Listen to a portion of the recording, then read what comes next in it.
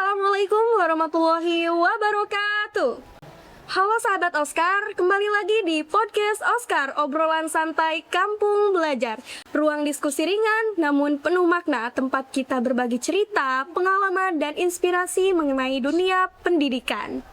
Nah, sahabat Oscar, kali ini episode yang sangat spesial banget nih, karena bertepatan dengan kegiatan penyerahan buku hasil pembelajaran peserta didik selama 1 semester ini.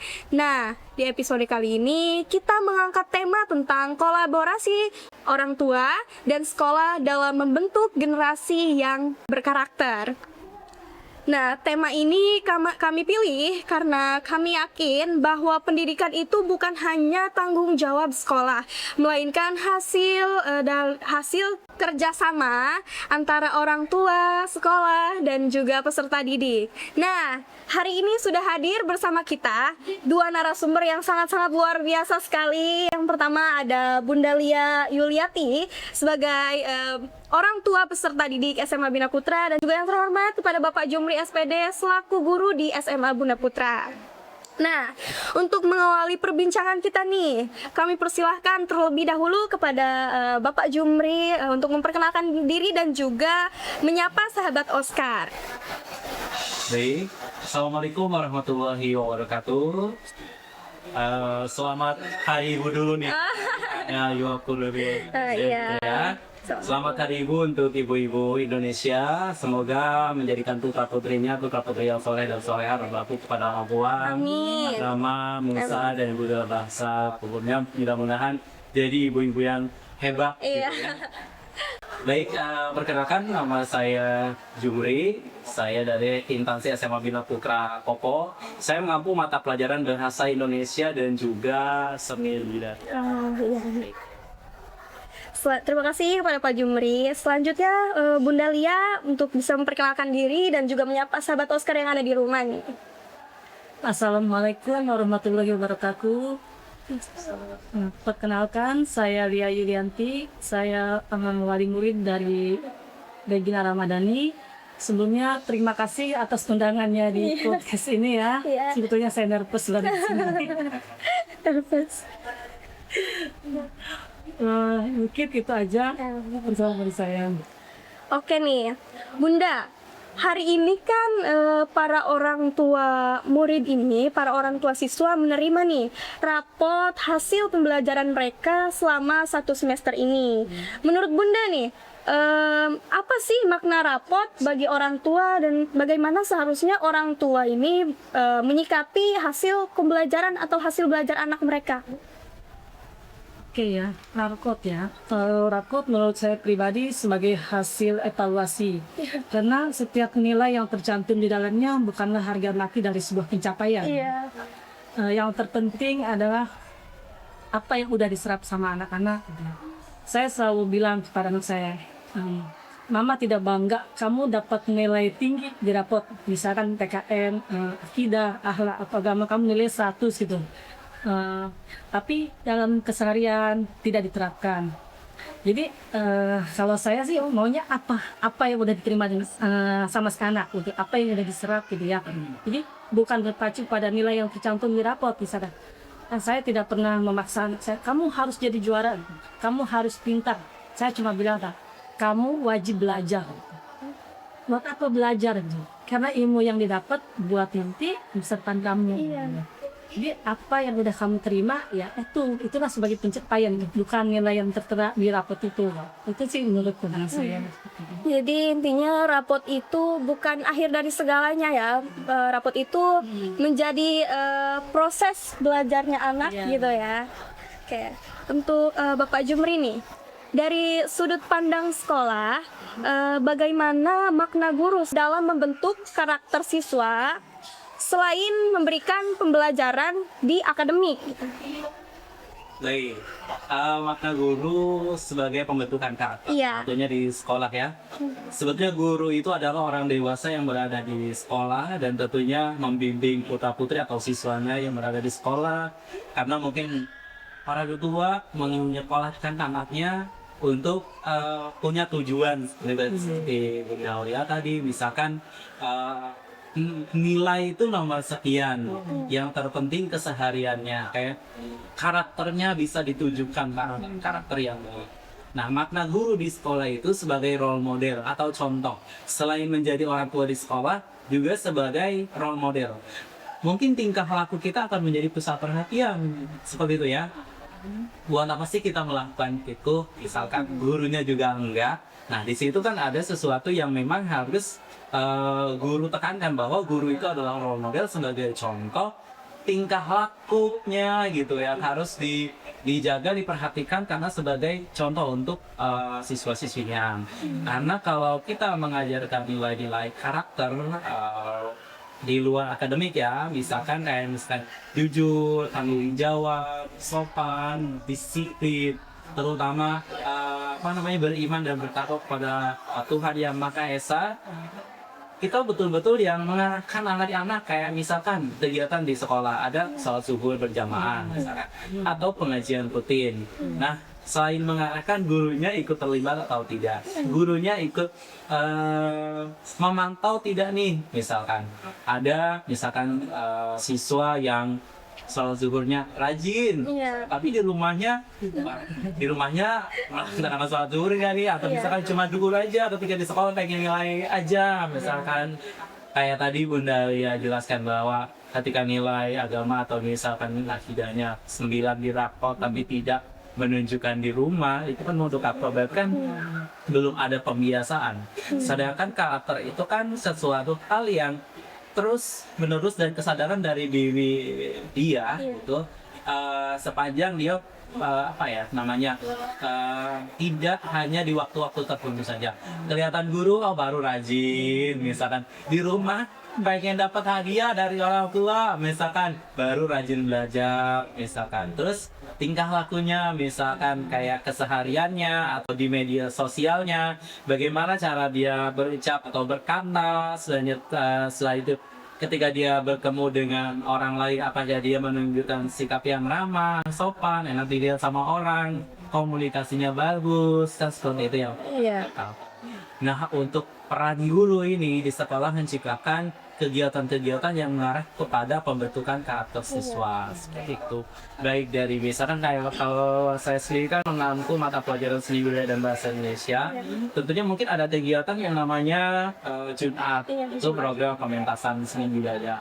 Nah, pementasan program seni budaya ini saya jadikan sebagai pembentukan karakter siswa, mulai dari kerjasama, gotong royong, rasa tanggung jawab. Setelah itu banyak hal-hal yang memang bisa kita jadikan sebagai pembentukan karakter. Jadi sekolah itu bukan hanya tempat transfer ilmu ya, tetapi juga ruang bagi anak-anak membentuk karakter, juga membentuk kepribadian yang lebih baik gitu ya. Oke nih, ada pertanyaan terakhir nih. Menurut Bunda Lia dan juga Bapak Jumri, bagaimana sih bentuk kolaborasi yang ideal antara orang tua dan sekolah agar pembentukan karakter siswa ini dapat berjalan secara optimal gitu? Bagaimana menurut Bunda Lia dulu deh? Kalau menurut saya sih ya, komunikasi yang terbuka antara dua arah, antara pihak sekolah dan orang tua. Kayak sekarang ya di Bina Putra memang sudah diterapkan, dibikin kayak group. Itu sangat bagus sekali untuk orang tua seperti saya yang mengantar anak saya. Dan anak kan dari rumah berangkat sekolah, udah diantarkan sampai sekolah, kita sebagai orang tua pulang nggak tahu kan ya, dari jam 7 sampai jam 1.45 gitu, ternyata tiba-tiba jam sekian ada laporan dari sekolah, oh anak atas nama ini bolos, kan kita sebagai orang tua, kok tadi pagi saya mengatakan gitu ya, itu sebenarnya bagus gitu ya. Terus kayak kemarin juga sekolah mengadakan kegiatan kayak eksplor budaya ya ke Baduy itu. Jujur itu sangat bagus sekali, itu sangat bagus. Jadi biar si anak itu jangan cuma tahu teori, tapi kita tahu prakteknya gitu, kita terjun langsung ke alamnya gitu ya. Kalau saya pribadi sebagai orang tua ya, sangat mendukung setiap apapun kegiatan yang dilakukan sekolah gitu ya, sangat mendukung. Saya di Bina Putra ini kan banyak sekali kegiatannya di luar jam pelajaran ya, kayak sore itu ekskul, kayak bilang dukap gitu ya. itu sebenarnya sangat bagus gitu. Jadi si anak itu bukan cuma dapat transfer ilmu ya Pak ya. Ketika lulus dari sini mereka sudah dibekali dengan jadi dengan adanya banyak kegiatan itu mereka bisa menggali potensi dalam diri mereka. Oh sebenarnya saya lebih condongnya kemana nih gitu ya. Sedangkan kalau kita biasanya sebagai orang tua terima, pokoknya kamu harus pintar matematika, kamu harus pintar ini gitu. Tanpa kita tahu ya anak itu maunya apa gitu. Tapi di sini saya lihat dengan banyaknya kegiatan gitu ya. Begini juga anak saya juga suka nanya, "Ma, boleh nggak ikut ini?" gitu. Selama itu kegiatan sekolah, insya Allah pasti saya dukung gitu ya. Karena memang bagus Mbak gitu ya untuk kayak tadi ya untuk pembentukan karakter si anak gitu. Si anak juga melatih jadi mandiri. Kayak kemarin yang salah satu diikutin yang explore Dayak ke Baduy gitu ya. Oh si anak jadi tahu gitu, yang biasanya cuma tahu di rumah dengan main gadget ya. Kalau zaman sekarang anak sibuk di HP ya gitu ya. Tapi dengan dia ke Baduy, dia sendiri yang cerita. Mama ya ternyata ya begini gitu. Iya, padahal selama ini Baduy itu bukan asing ya, dia pernah baca gitu. Tapi beda dengan perasaan ketika turun gitu. Turun itu sangat tragis sekali menurut saya gitu. Jadi komunikasi 2 hari itu udah dijalankan dengan WA group itu terusnya sangat bagus gitu, sangat dibantu gitu ya untuk mengontrol anaknya. Terima kasih Bunda Sangkil menurut Pak Jumri. Baik, kalau kolaborasi antara Jawa dengan guru ya, tentu ini adalah satu kesatuan ya, tidak bisa dong orang tua sama orang tua, misalnya ini guru sama guru. Jadi itu tadi kita buatkan grup, setelah itu kita juga ada yang namanya konsultasi dengan dua kelas. Apabila misalkan ada masalah, nah apabila ada kegiatan tentu pasti wali kelasnya secara langsung. Kalau misalkan memang dirasa tantangannya, aduh siswa ini berat banget cara ininya, kita wali kelas ke sana bersama kesetuan gitu. Jadi kalau misalkan cukup dikomunikasikan di WA group itu bisa diisi komunikasi di Melawan dan sebagainya di WA group. Tentunya guru tanpa orang tua yang apalah daya gitu ya. Orang tua juga tanpa guru mungkin ya kan sudah memberikan kepercayaan ya. Jadi kedua-duanya harus sama-sama menjalin komunikasi, kerjasama untuk pembentukan karakter seperti itu. Saya juga tadi menyampaikan kepada orang tua siswa, Bu, ini hal muda-mudi atau bahasa ininya mungkin pacaran. Kalau muda-mudi ini kan pembentukan karakter banget. Itu Bu kerjasamanya. Kalau di sekolah kan kita menggalakkan banget nih untuk pasangan atau misalnya pertemanan muda-mudi gitu ya. Belum saatnya gitu Bu, bukan tidak boleh ya, tapi ada saatnya mungkin. Tapi kalau misalkan di usia sekolah mungkin orang tua juga lebih paham, lebih tahu, dan jangan sampai ketika misalkan di sekolah kita galakkan jangan dulu melakukan atau misalkan pertemanan muda-mudi yang terlalu dekat, rasanya pacaran gitu ya. Tapi di rumahnya ternyata orang tuanya boleh-boleh saja, pulang jam berapa juga boleh-boleh aja. Lihat satu yang berbeda nantinya seperti itu. Jadi mudah-mudahan ada kesadaran terhadap diri susah bahwa itu sesuatu yang tidak boleh ya tidak boleh, sesuatu yang diperbolehkan lebih diperbolehkan seperti itu. Jadi dari jawaban tadi nih ya, kita dapat menyimpulkan nih bahwa sebenarnya karakter anak akan terbentuk kuat jikalau nilai-nilai yang diajarkan di sekolah maupun di rumah itu sejalan, gitu ya, sama sejalan. Nah, tidak terasa kita sudah berada di penghujung acara nih. Untuk Bunda Lia dan juga Bapak Jumri, boleh nih kasih pesan singkat kalau nggak motivasi buat siswa dan siswi SMA Bina Putra. Bapak Jumri dulu. Boleh. Terutama saya mengucapkan terima kasih kepada orang tua siswa ya, dia telah menjadikan putra-putrinya di SMA Bina Putra Pokto. Mudah-mudahan kita bisa menjalin kerjasama yang baik untuk arahnya atau pembentukannya karakter siswa agar dia bisa menjalankan hidupnya di eranya atau di zamannya gitu ya. Karena kan zaman ini semakin maju akan semakin lebih tantangannya lebih besar seperti itu. Mengucapkan terima kasih dan tetap semangat. Tetap semangat ya. Ya, terima kasih Pak Jumri. Selanjutnya Ibu. Saya juga sebagai orang tua wali murid ya, saya mengucapkan terima kasih kepada Bapak pendidik gitu, sudah memberikan pendidikan yang terbaik buat anak-anak gitu. Karena jadi saya juga sebagai orang tua pasti mengharapkan ingin memberikan pendidikan yang terbaik untuk anak saya. saya juga suka bilang kan, kamu cuma wajib belajar, nggak wajib bisa gitu ya. Makanya dari itu selama di rumah gitu kan, anak-anak memang di bawah pengontrolan orang tua. Ketika di sekolah saya menitipkan kepada bapak semuanya untuk dididik. Ketika anak salah kamu gitu dulu, jadi jangan mikir, oh takutnya nanti kena paksa makanan. Kena asar gitu ya. Justru itu ya. Sekarang itu makin era makin modern, tapi kenapa kita kayak bikin primitif ya? Bikin primitif gitu. Kalau kayak zaman kita dulu sekolah sama guru disuruh ngambil air, disuruh nyapu. Terus kalau salah dibetul pakai datang, orang tua nggak pernah ada yang komplain. Tapi anak-anak zaman dulu ya lebih pintar daripada anak yang sekarang. Kalau anak sekarang itu lebih ke menyerang moral gitu, karena mungkin modern tapi pikiran sedikit primitif loh saya.